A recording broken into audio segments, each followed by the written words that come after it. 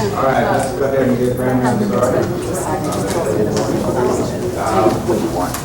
Pleased to have Dr. Hetu, who is one of our allergy immunology fellows who is completing his training. And he picked a really good subject for us, infant formulas for food allergy treatment prevention. This is a common problem in young children and one that you really need to consider some options when you make your choices. So, thank you. Thank you very much, Dr. Bocchini, and thanks for inviting me to speak. So we'll talk about infant formulas and how you can optimally use them in your practice. I have nothing to disclose, and the objectives are, after this talk, hopefully to recognize the relevant types of formulas that are on the market and then prescribe something that is appropriate for treatment versus prevention for your patient, depending on the situation. So, of course, this being a room full of pediatricians, I have to say breast milk is the best milk. I know that, you know that, and this is just a list literally off the top of my head. And you can see that from an immunological standpoint, of course, IgG and IgA are passed through the breast milk, as well as actually neutrophils and macrophages as well. And then all of the other selling points you already know. So when we look at the epidemiology of cow's milk allergy, it's the most commonly diagnosed food allergy. And according to some reports, it might be about 1/5 of all food allergies, period. The prevalence in children is 2 to 3%. And of course, when you do like telephone surveys or ask parents, the parental perception is much higher. And in some reports, up to 1 in 5 parents think that their child has allergy, food allergy, and cow's milk allergy in particular. I only have one slide on pathogenesis, and I hope you'll find it interesting. As you know, that the GI tract is the largest surface area in the body, and in children, the mucosa is not well developed yet, histologically and immunologically and enzymatically. So your secretory IgA that is in the mucosal surface of your gut is actually not fully mature until age 4. And one theory is that this part of this alteration in intestinal permeability allows larger intact antigenic molecules to be exposed and pass through and be exposed to the immune system. And that might explain why younger children in general tend to have more food allergy. And keep in mind, even in our healthy adult guts, it's been up to 2% of immunologically intact proteins are passed through and into the circulation. So manifestations of cow's milk allergy, you already know this. I just have a couple of quick slides on it in terms of IgE versus non-IgE. Of course, in IgE-mediated, you'll see these manifestations early. In non-IgE-mediated, you might see them later. For example, FPIES classically, that's food protein-induced enterocolitis that comes classically 2 hours, 3 hours after feeding. And in some of these eosinophilic gastroenteropathies and FPIES, other co-allergies are very common as well. And then, of course, urticaria is a classic IgE-mediated presentation. And respiratory-wise, don't forget you might also see conjunctivitis, not just cough and wheezing and laryngeal edema. And non-IgE mediated is Heiner syndrome, pulmonary hemosiderosis. We've had a case of that in the last couple of years. So now diagnosis, obviously it's really the history.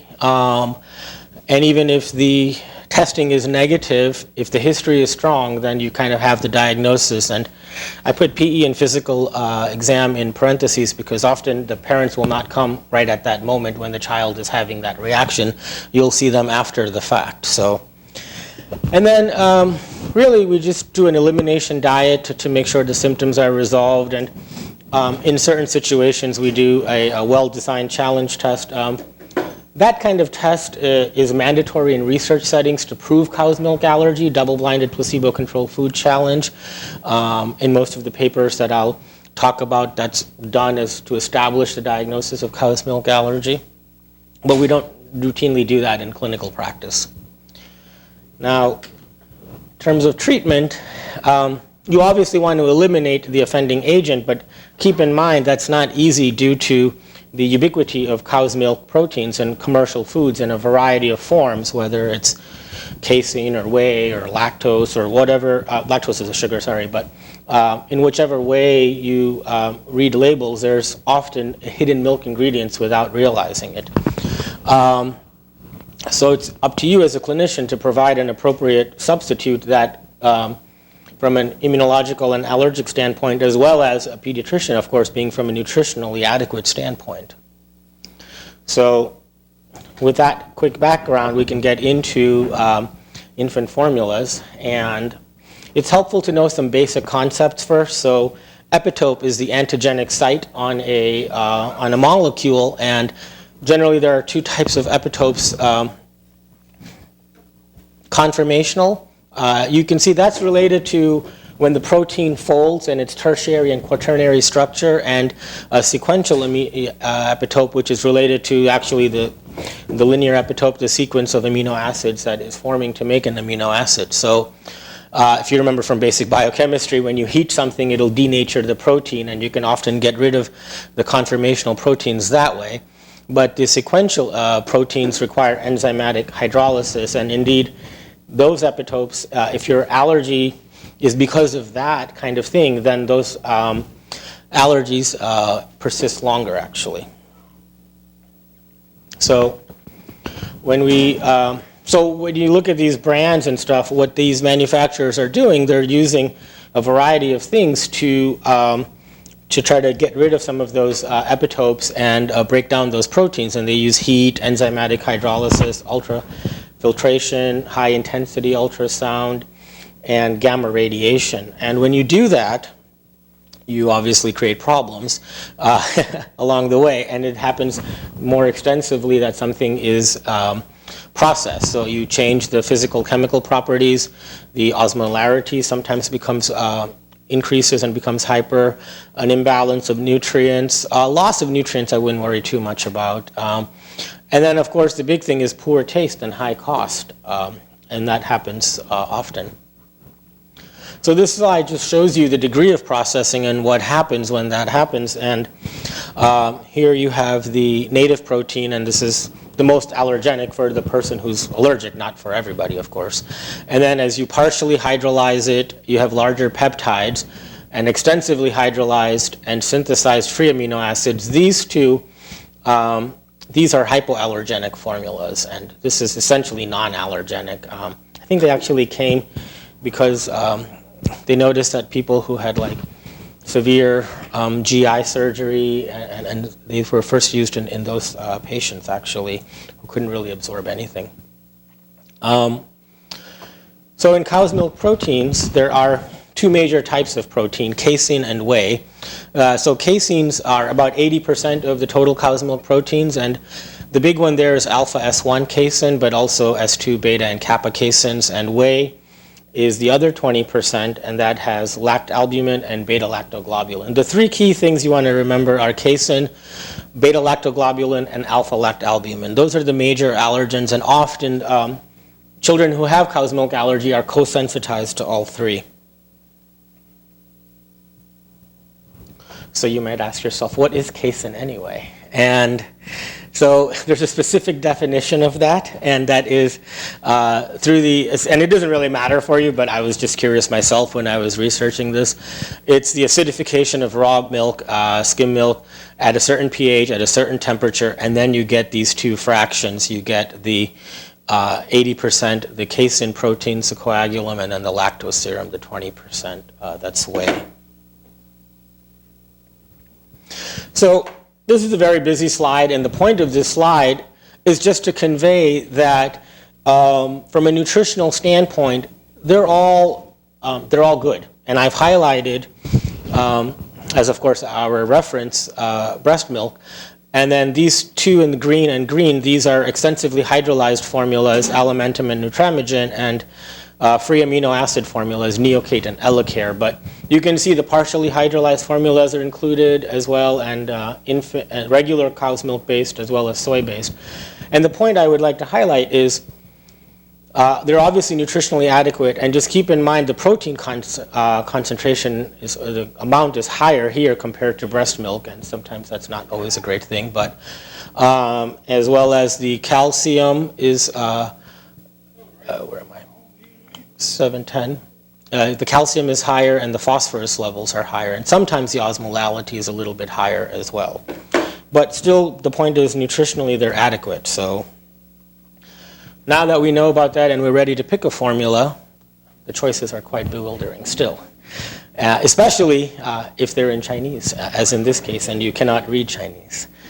But so what is a hypoallergenic formula? Because that's what we're interested in here. And actually, Dr. Bana, who's not here yet, he was on this committee in 1989 that was formed to kind of define what is a hypoallergenic formula, because they've been on the market for a long time, but it wasn't always standardized. And so it could say hypoallergenic, but really it wasn't. And so what we now think of as a hypoallergenic formula is, after you do clinical trials, it should be tolerated by 90% of the patients who are allergic to the parent protein. So cow's milk protein, if that's your allergy, then you have a cow's milk based hypoallergenic formula. 90% of those kids should be able to tolerate it in order for us to call it a hypoallergenic formula. So they come in essentially two broad categories: extensively hydrolyzed formulas, and that protein source may be casein or that protein source may be whey. And you can also have synthesized free amino acids, elemental formulas. And keep in mind, partially hydrolyzed formulas are not hypoallergenic.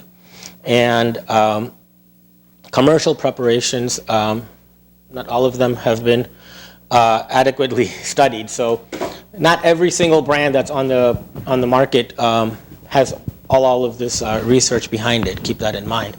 Rice, we don't have in this country anyway, but I'll just say as a caveat, it can be extensively hydrolyzed or partially hydrolyzed.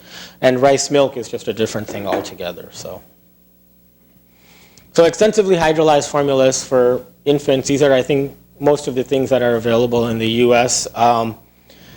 And you can see some differences that may be appropriate for your individual patient in terms of median chain triglycerides or long chain triglycerides. So this one has probiotics, and so you're familiar with all of these: Alimentum, Nutramigen, Progestamil. So there are more studies than this that kind of show the safety and efficacy of extensively hydrolyzed formulas in children, but this is just a sampling of them. In 1991, there was a study where 23 children who had cow's milk allergy were challenged to see if they could just tolerate it, and all 23 of them tolerated Alimentum in this case. In 1995, there was a randomized prospective study for 9 months, which included 22 cow's milk allergy infants, and they gave them an extensively hydrolyzed whey formula, and all of them tolerated it. But keep in mind, in the US, most of the extensively hydrolyzed formulas we have are casein-based, as I had mentioned earlier. In this study over here, actually, not all of them passed it, but still a substantial majority passed the challenge with this was a combination of casein and whey. This product, I think, is only in Europe. It's not in the States. And in these other studies, all of these children also tolerated extensively hydrolyzed formula. So based on some of these studies, we now know they are generally what you would consider the first line of treatment for your child who has an acute IgE-mediated food allergy. And the protein source, as we talked about, can be casein or whey. And the casein-based ones have been on the market much longer, and those are what you have in the US. But remember that one study, a couple of those children did not tolerate it, and indeed up to 5% of children who have cow's milk allergy, they do not tolerate extensively hydrolyzed formulas. And the first case report actually of that was in 1991 by Dr. Bana, and This baby was breastfed exclusively for 5 months for a total of 18 months, and there was a strong family history of allergy. The mom also avoided milk throughout her pregnancy and lactation. And at 12 months, there was wheezing and classic IgE-mediated reaction on the first sip of milk. And so when they did his total IgE a couple months later, you can see it was quite high for a 15-month-old, and he was 3+ positive to milk and egg and peanut. And by 2 or 3 years, he'd already developed asthma. He'd had a couple of episodes of allergic reaction after eating beef as well. So at age 3, they tried again, and he had within seconds, even it was a 1/4 diluted, extensively hydrolyzed formula, he just threw up immediately, had conjunctival injection and wheezing and erythema. And you can see his RAS test had actually gone up as well to milk, and his total IgE has gone up too. So this is a case of an exquisite milk protein sensitivity where even he could not tolerate the extensively hydrolyzed formula. And so you can see that what they did was they boiled it for an hour, and you can see his skin testing scores even after boiling it for an hour for various things. Yes, here you can see cow milk. Here's a partially hydrolyzed formula. That's to be expected perhaps, but even the Nutramigen and Alimentum, which are extensively hydrolyzed. Notice the one thing that was not really positive on the skin testing was Vivonex, and that is a elemental formula that is for toddlers only. It's not for infants, and he was 3. And so that just shows you the degree of sensitivity of this child, and that in general it is a first-line product, but not everybody will tolerate it. And this is an extreme example, of course. So why do some kids have that reaction to extensively hydrolyzed formula? And you have to keep in mind that the casein and whey content, even though it's minuscule, as you can see, less than 12 micrograms per milliliter or 25 or less micrograms per milliliter of whey, these minute quantities, they can aggregate and they can cause an allergic reaction. Sometimes if in the process of manufacturing, if it's incompletely hydrolyzed, that can cause an allergic reaction. And even though this is vastly less than what you would see in whole milk, 3,000 to 100,000 times less, that is what is causing the allergic reaction, we think. And occasionally, if there's other allergies, if you're allergic to corn, for example, and there's some maize protein from cornstarch in your formula, that may also incite the allergic reaction. Okay. So the next category I want to talk about is elemental formulas, and you can see some of the brands you've probably already used: Elecare, Neocate, Pure Amino, and then the Vivonex, as I had mentioned, is only for toddlers. And they have different variations and versions for ages, as you can see. So these are some studies that are talking about elemental formulas and their use. And you can see in one study by Sampson, in 28 children who had cow's milk allergy, they all tolerated Neocate. That happens to be the one in this study. In another study, they looked at extensively hydrolyzed whey formula and Neocate, and they were both tolerated. And there's one by Hill is interesting because all of these children had late reactions to extensively hydrolyzed formulas, and they all did better with an elemental formula. And in this study, they're showing you that extensively hydrolyzed formula and Neocate, they also helped with eczema in these children who had cow's milk allergy. It just happens that they're all Neocate. But Elecare is also, I've come across a couple of studies where it's been studied. So elemental formulas, as I had alluded to earlier, they're synthesized free amino acids. They're usually obviously nutritionally adequate to meet the growth and developmental needs of the child, which comes first and foremost. And generally, because of the taste and the cost, we reserve them for patients who can't tolerate extensively hydrolyzed formulas. But having said that, sometimes you do want to think that they might be first line if somebody's had a very severe anaphylactic reaction, if they have severe enteropathies, and in fact they're preferred in children who have food-induced eosinophilic gastrointestinal orders, or FPIES, which I had mentioned earlier as well, in those children. And I'll show you why. So the advantages of extensively hydrolyzed formulas and free amino acid formulas, you can see that you can use them. We'll get to prevention in a little bit. They may be used for prevention as well as a supplement in infants at high risk, and they're nutritionally adequate. But here is the difference: is this is tolerated by I think 100%. In fact, I looked just a day or two ago for case reports for allergic reaction to free amino acid formulas, and I didn't find anything on PubMed. So the disadvantages, however, are you can see here the cost and the taste, and what I've already alluded to. This is the main issue, that there's a difference here, and we talked about that case report and the mechanism of how that may be. Now, another type of hypoallergenic formula is hydrolyzed rice protein formulas. And so this is a relatively new development in the last 10 years. And these all studies have come out of Europe. It is a hypoallergenic formula. 90% of the children can tolerate it, who have cow's milk allergy in this case. And the European, as well as the North American pediatric gastroenterology and hepatology and nutrition societies say that you consider them for select infants who are not tolerating extensively hydrolyzed formulas, other ones that are milk-based, or for vegan families. But again, we don't have any of these in the US yet, so I won't go into brands or details about that. But just something to keep in mind. Hopefully you'll see it on the market in the next few years. So what about soy formulas? They are not hypoallergenic, but there's various products out there on the market that you're probably already familiar with. This is just generics.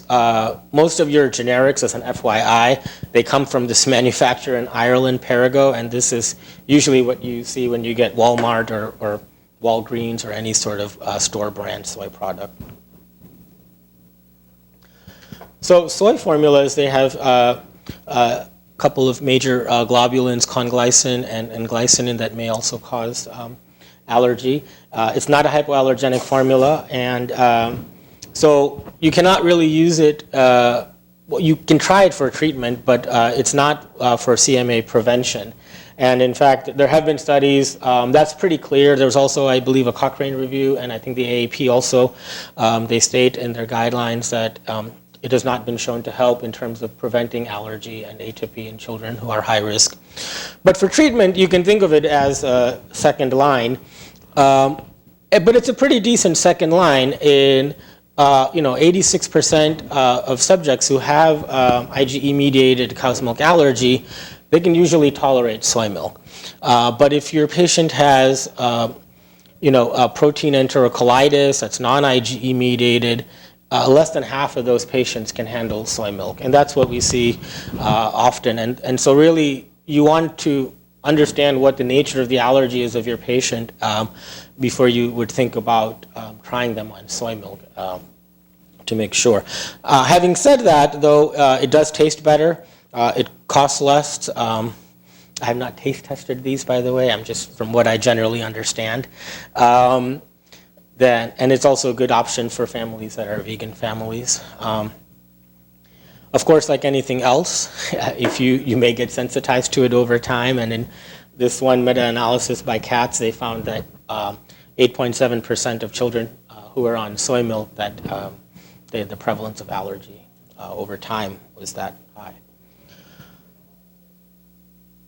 So we talked about a lot of different formulas, and what if we could compare all of these? And in fact, there is one study that I found that does that. It's not perfect. It's not double-blinded, and it's not randomized, but it's an open, but it is prospective, and it's multi-center, and they have a good amount of infants, 260, and they had IgE and non-IgE mediated cow's milk allergy, and they stratified them into 5 groups. They One group got extensively hydrolyzed casein formula.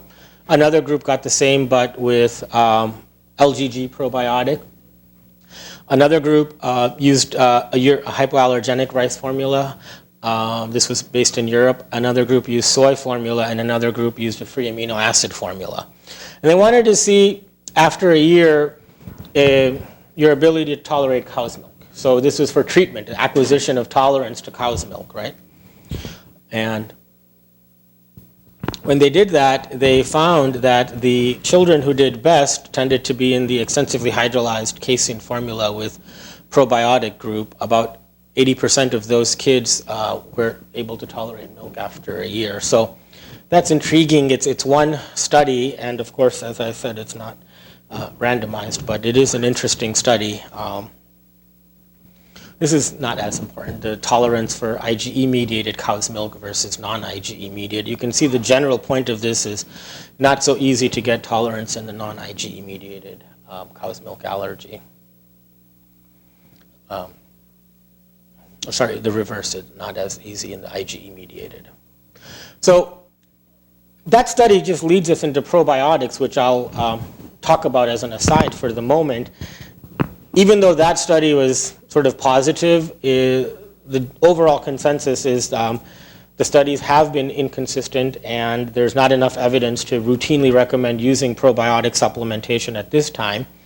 For prevention, some studies show benefit, especially if you use them in combination with hypoallergenic formula or breastfeeding, and especially for eczema. But in terms of treatment, their usefulness is not clear.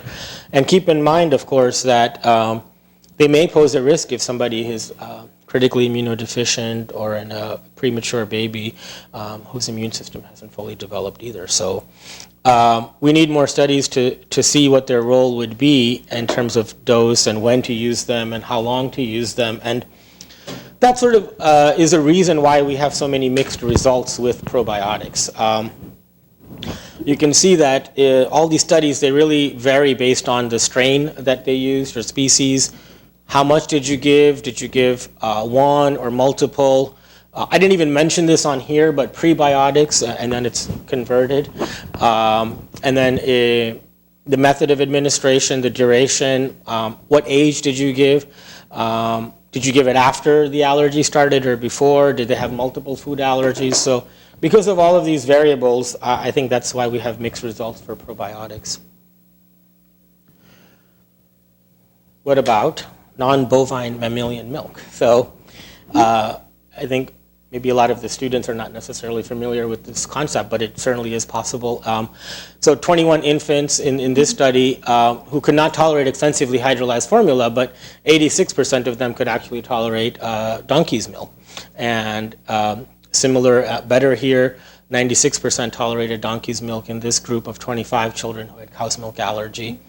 Horse's milk is also tolerated by 96% in this study with 25 cow's milk allergy children. And then camel, this is a pretty small group, 8 children, but 100%. And here, 80%, so there's a little variation there, and this is a larger group. But you may consider them in select situations. The equines and the camel's milk is tolerated overall by 80 to 96%. And so the reason we can tolerate the milk of different mammals is because of the similarity of protein composition, meaning do the milks of those mammals have the same proteins that we talked about, especially the big three that there's sensitization to, and to what degree are those proteins similar? And that's what I mean by the degree of homology of those proteins. So be careful. We saw it recently. There was I know it's been in Australia, I think, previously, and maybe some other countries, but I think also now there is, I think this brand is from Walgreens, I know their website sells it as well, but they claim it's for milk sensitivity, and it's a milk that's based off of a formula that's based off of goat milk and goat milk proteins. And But even if you look at their website carefully, it's actually not for cow's milk allergy patients. It's maybe for lactose intolerant or something else. But so it's not a good substitute for these patients, and to keep that in mind. And the reason it isn't, and this is also a busy slide, but just to show you, for example, so this is looking at these proteins, and I put in bold the 3 that are the most causing allergenics proteins in cow's milk allergy patients. So as a percentage of similarity between cow's milk proteins. So if you look at, for example, why we can tolerate camel milk, well, camel milk doesn't contain beta-lactoglobulin, first of all. The dashes are the data is not available in the Swiss protein database where I got this information from. But for example, you can see in terms of lactalbumin and casein, there's only about 70% and 43% similarity of these proteins, whereas in goat, it has all 3, and the similarity is 95%, 94% in terms of sequence homology, and that's why it would not be a good substitute. And there have been studies also that talk about that. So, switching gears now, partially hydrolyzed formulas in the US, they're actually usually all whey with the exception of Gentle Ease, which is whey and casein based. But there's probably a lot more of these as well. This is not the focus of this talk today. So, as I said, in the US, they're usually all whey hydrolysates. They still have substantial quantities of casein and alpha-lactalbumin and beta-lactoglobulin, and they're not hypoallergenic, so you would not use them for treatment, but they actually might have a role in prevention for high-risk infants. And so let's get to allergy prevention. And so these studies usually look at babies who have high risk to begin with, family history of atopy, et cetera. And so they give them whatever diet they're going to be on for the first 6 months of life, breast milk or a certain formula, and then they see what happens going forward. So in one Cochrane review, they had data on 411 infants, and they showed that extensively hydrolyzed as well as partially hydrolyzed formulas reduced allergy development in these children, probably especially with regards to eczema, compared to conventional cow's milk formula. And this is probably one of the biggest studies in this field is the German Infant Nutritional Intervention Study, GINI, where they had 689 babies at high risk who were randomized to receive extensively hydrolyzed casein or a whey-based formula or a partially hydrolyzed or a conventional. And what they did was after they had gotten this at that critical time period, at age 1, they looked at them and they saw that these children who had extensively hydrolyzed casein or partially hydrolyzed whey, they tended to have less allergy and specifically less atopic dermatitis. And so they revisited these kids sequentially at 6 years of age and at 10 years, and it looks like this effect has persisted between these two groups. Although by 10 years, even though it persisted, it was to a lesser extent. You can see the difference, but it was still there, statistically significant. So I gave you those two studies, and those studies have influenced a lot of the current guidelines and recommendations in Europe and in North America in terms of allergy prevention, but there are studies which don't agree with these recommendations, and this is actually not the first one, but this is the most recent one, and I thank Dr. Koo for bringing that to my attention a couple of weeks ago, actually. And you can see in this study in the BMJ, I think from January, Boyle and et al., when they did a meta-analysis, they found there was not consistent evidence that partially or extensively hydrolyzed formulas ended up reducing allergy risk. They also looked at autoimmune disease in this paper, which is not what I'm talking about today. But so just keep that in mind, that it's not always set in stone or clear cut. But I made this table to kind of hopefully help you with all of the things we've talked about today. And you can see extensively hydrolyzed formulas You may use them for prevention or treatment for your baby, for first line of treatment for most of the time. The taste, again, I haven't tasted them, but my general understanding. Elemental formula, there actually hasn't been, as far as I know, they haven't been studied for prevention as yet, but presumably you could use them, but I don't know.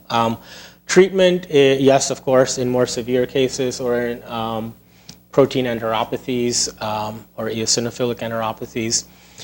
Soy milk is definitely not for prevention. You consider it in select cases for second-line treatment. If you want to try it, it is probably more cost-effective and a better taste, although it's not hypoallergenic.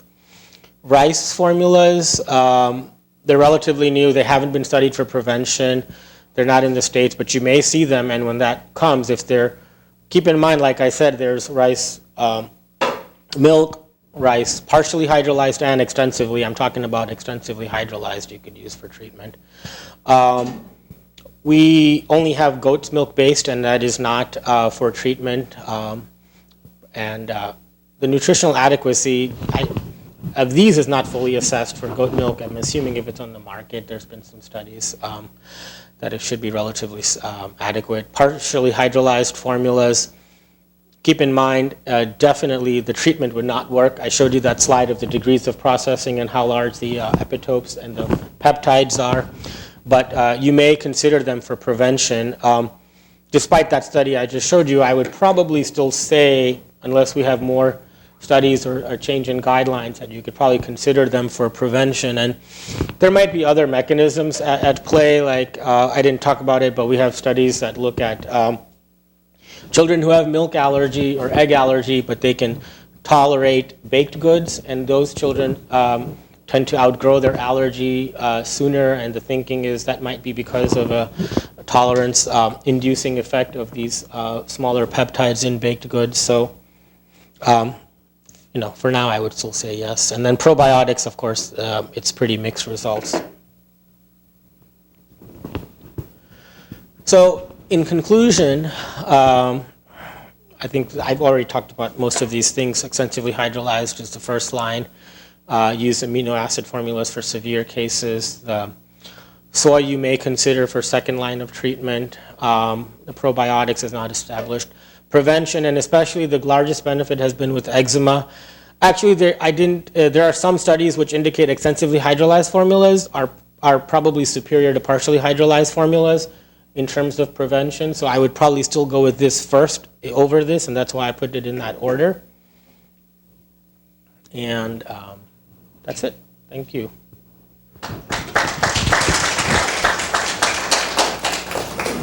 Thank you. That's a very thorough, very nice presentation. I guess one question I would have is, Those infants with cow's milk allergy, are they more likely to have a soy allergy, or is that two independent things that? So I think the answer to that is they probably are a little bit more likely to have a second allergy, and they might be more allergic to soy. And that's why the soy in 14% of the children who have cow's milk allergy don't tolerate soy, because the soy allergy is not 14% of the general population. And according to the AAP, the only true indication for soy formula is galactosemia. Mm-hmm. And that's frequently a test question. Okay. And then I invite you to come over to the ward at any point in time, and I will set up a taste test for you. I suggest you bring something flavored to wash it down, though. Don't bring the goat's milk, though. We don't have goat's milk on the board. Good. Actually, soy formula tastes a lot better now than it was 25 years ago, because it's got 100% sucrose in it. They made it very sweet. That was a very nice presentation. There's a couple of questions. The so-called milk allergy is way overdiagnosed in the general population, and certainly from a family perspective, and often lead to changes in formula and this and that. Spit up is often used as one of the features, which is very non-specific. So what are the symptoms and signs from an allergist perspective that is serious that we need to look into? prefer just liquid or spit up, or Sure. otherwise healthy? Sure. Well, that's a great question, and I think to answer that, I would go back to that table I had, and also the timing of the event. So, spit up, as you know, the differential is broad. It can be acid reflux, it can be colic, it could be overfeeding, which is probably more common than anything else. So, if I want to say that it's really an allergy, I would look for beyond spit up. I would also think about, again, if it's acute IgE mediated, you really want to see it within 30 minutes, but maybe within 60 minutes. Rash, usually urticarial. If they may have some coughing, they may have some wheezing, they may have emesis as part of that. And of course, as pediatricians, we can distinguish between spit up and emesis, right? That's two different things altogether. So I would look for emesis as opposed to spit up. And so I would look at timing, I would look at other symptoms, and then that would be, I think, a better gauge to differentiate between, as you say, true allergy versus spitting up and overdiagnosis. I have two other questions. One, it's interesting that some babies with cow's milk allergy tolerate milk from other mammals. If the mechanism is whole protein or large peptides, yet the mammal milk presumably was given as mammal milk rather than modified. So what, they don't seem to jive. So I think to that question, because the allergy is not the whole proteins, the allergy is epitopes, the antigenic determinants on the protein. So it depends on the individual child and what their issue is. And so some of the mammals, they may not have that protein, or the composition of that protein in terms of sequence homology, as you saw, sometimes with 60% and not 95% similarity. So somewhere between that, if you lost that epitope you were allergic to, you may be able to tolerate it. On a related topic, yogurt, right?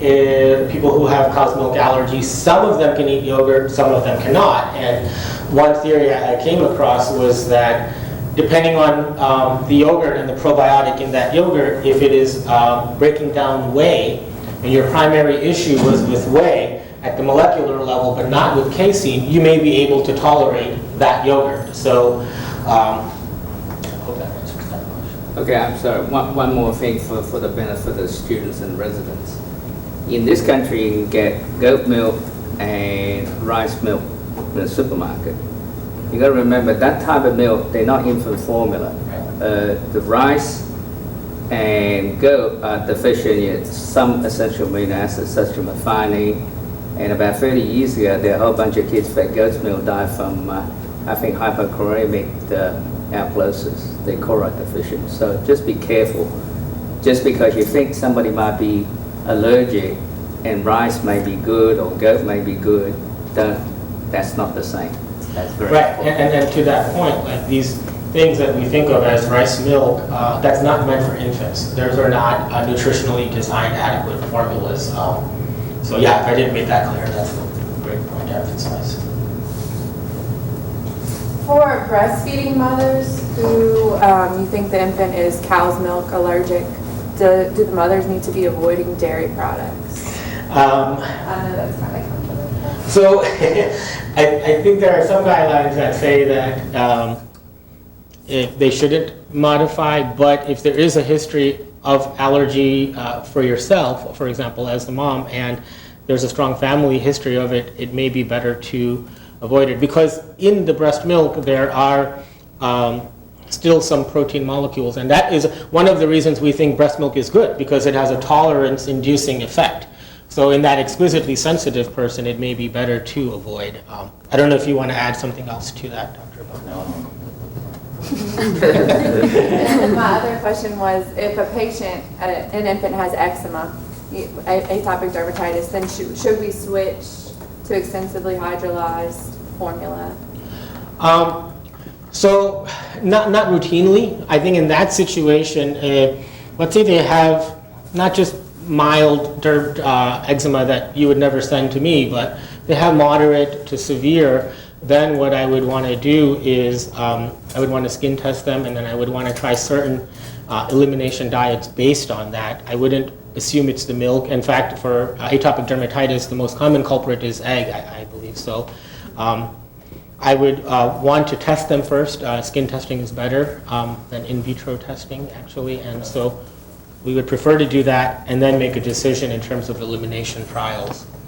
I can add one point here. It depends on the severity of the atopic dermatitis, and you found whether it is the egg or the milk. If it is the milk, you may give soy formula if it is mild. Soy formula can be used for treatment. Particularly the patient is about 80% of the rate. If it is severe, you may choose the synthetically hydrolyzed formula or amino acid formula, which are much more expensive, at least for a few weeks. Then you try soy again, and the majority of them will tolerate it and save a lot of money and the taste. Is there egg in formula? I mean, so if they're not even introduced to food yet, the most likely cause would be the cow's milk protein? Okay. Do you mention two of the formulas are not hypoallergenic? That's the partially hydrolyzed formula and the soy formula. You said the partially hydrolyzed formula can be used for prevention, but not for treatment, which is appropriate. But the soy formula, you recommended it for treatment, but not for prevention. Why is that? Because the protein content is fundamentally different. One is from soy, and one is from cow's milk, from casein and whey. And so what we think is for the partially hydrolyzed formulas is similar to breast milk. They might have a tolerance-inducing effect with getting exposure to some of those smaller peptides, and as opposed to the larger quantities and maybe more of the epitopes. Whereas soy is just totally different. That's glycinin, and that is not going to help in terms of prevention. I think that's how I would think about that.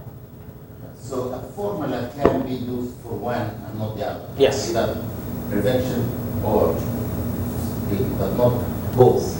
Well, extensively hydrolyzed formulas, they have been studied and are useful for prevention and for treatment. So isn't it then better to feed soy formula from birth, since it is used for treatment of milk allergy? Well, number one, the child may be allergic to soy later as well. And I think if you're not going to breastfeed, then hopefully having cow's milk-based formula, then you might be able to also tolerate cow's milk after age 1 when we normally introduce it as well. I think that would be one thing. I don't think routinely everybody needs to go to soy based on that. It was used back for a long time. And then it was found that it causes allergy in equal percentage as cow's milk. But when you use it for treatment, you are giving a different protein. It's like a person allergic to an antibiotic, you are giving another antibiotic. That second antibiotic is not hypoallergenic. It's a different class. So the argument for some pediatricians will say, well, soy formula is not hypoallergenic, I will not use it. We are using it as a substitute. If you get it from birth, of course it will cause allergy. But as a substitute, a person is allergic to chicken, I'm giving fish. Well, fish is not hypoallergenic, it is high allergenic, but that child is not allergic to it. Okay? A substitute protein that the child is not allergic to. And I didn't comment on this, but in that CAPS paper where they looked at the prevalence of soy allergy, in fact, they found that the infants, and I think other studies as well, before the CAT study, they found that infants tended to have much more soy intolerance or soy allergy under age 6 months. And in that CAT meta-analysis, they found that not to be the case. But that's why historically we have not routinely recommended soy under 6 months because of this higher prevalence of soy allergy in those younger babies as well. Very good. You did very well, and probably noticed that this paper was published just last month and was selected as a feature article in Pediatric Annals. It's well up to date. Get access to it. I think you received it. Thank you.